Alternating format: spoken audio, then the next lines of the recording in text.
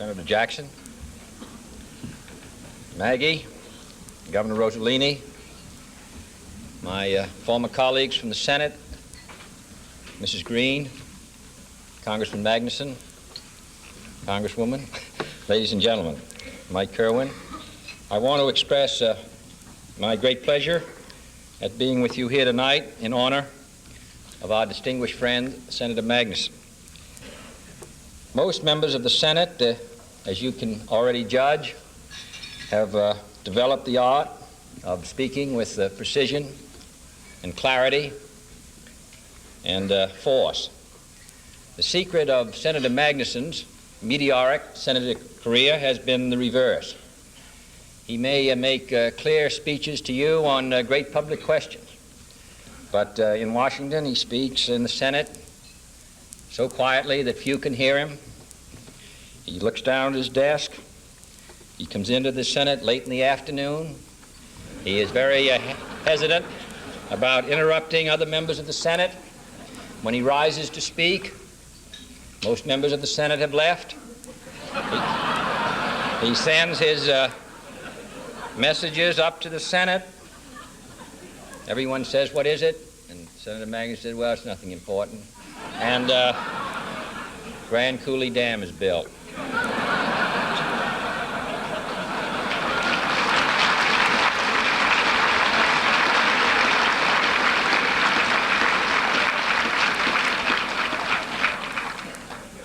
Today he drove me through the town and pointed out a $12 million federal building at this new scientific center, and he said, "You remember when you voted for that?"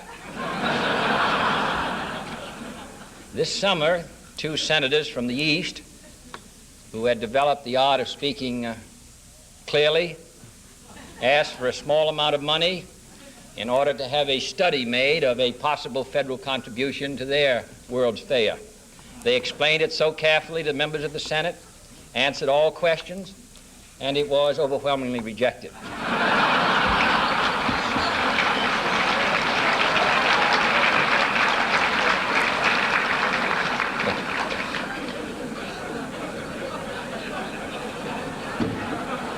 So,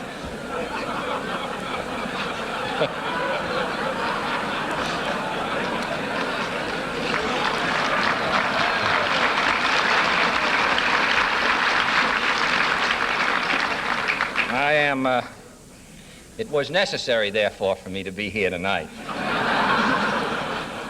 I'm glad to be here also with Scoop Jackson, who carries on as a member of the Senate, as a member of the Armed Services Committee, as chairman of the subcommittee on the military uses of atomic energy, for the Atomic Energy Committee, and also for some of its peacetime uses in Hanford and other places, and who has spoken for this state and this country.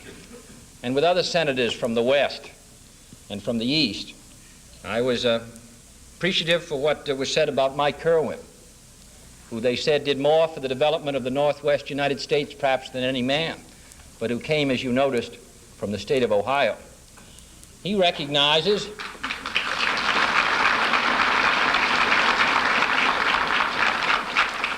that in the Northwest United States is as much a part of Ohio as Ohio is a part of the United States.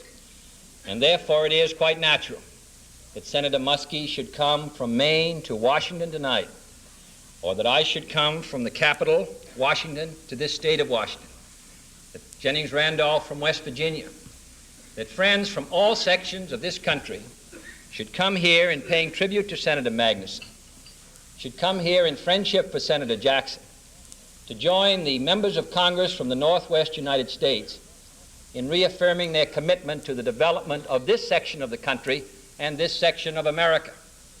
This country, from its earliest inception, has been divided between those who prophesied doom and gloom for the future and those who recognized that their brightest hopes for this country would be more than fulfilled. That has been true of the career of Senator Magnuson. In the 25 years that he has served in the Congress, he has seen the Northwest United States move steadily ahead.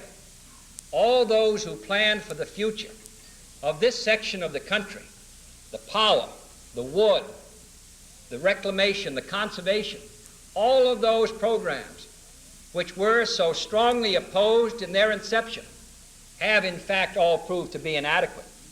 Those who bet on the United States in the long run have proved to be correct.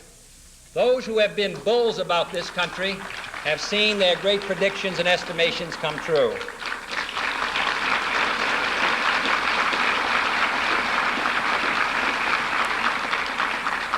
When he was elected, this state and country was in despair. A front-page story on November 1st by a distinguished newspaper of this city predicted the closest electoral vote in 1936 since 1916 and warned that the people of the United States would be in for a surprise, and so would the Roosevelt regime. They predicted a gain of 50 to 80 seats for another party.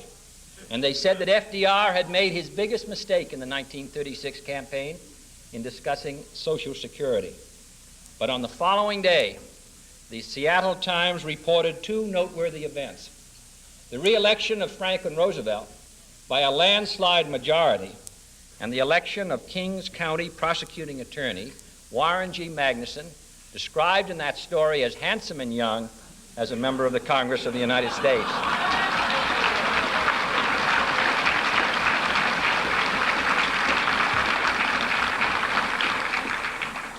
This state was half sagebrush. The Columbia River ran unharnessed to the sea. There was no atomic energy plant in Hansen, no aluminum plants, no dams or locks, no upriver navigation.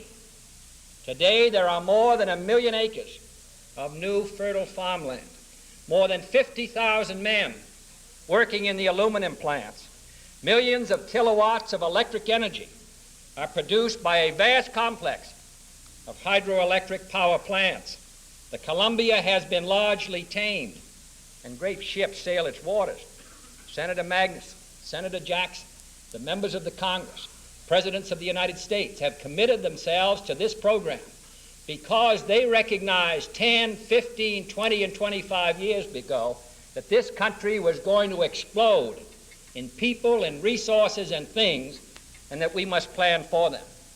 I visited today the University of Washington, which was founded in this country's darkest days 100 years ago.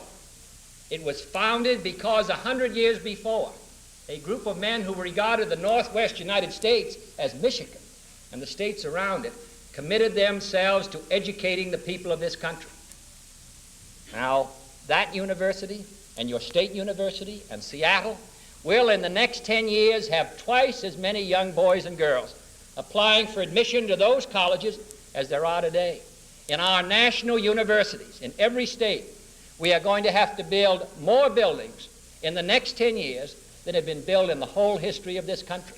And what is true in education is true in power and land and housing and the rest of them. And therefore, those who say in 1961, we've had enough, those who wish to stand still, those who wish to stand against all programs which commit us to the growth of this country are as wrong today as they were 25 years ago.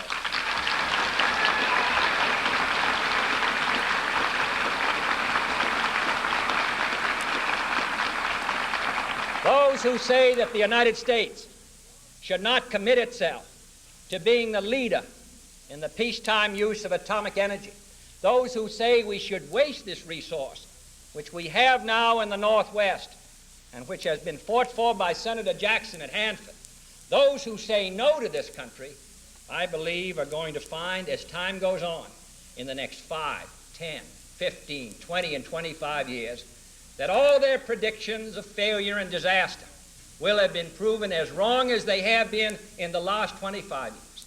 And when we gather together, old and tired, while Maggie is young and handsome, on his 50th anniversary, we will realize that this country is moving ahead steadily.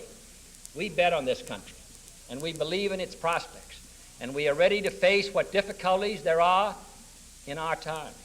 Senator Anderson reminded me tonight of an old saying of Thomas Paine: if there's going to be trouble, let it come in my time, so that my children may live in peace. We live in a troublesome time, but let it come in our time, so that in this country and around the world, our children and their children may live in peace and security.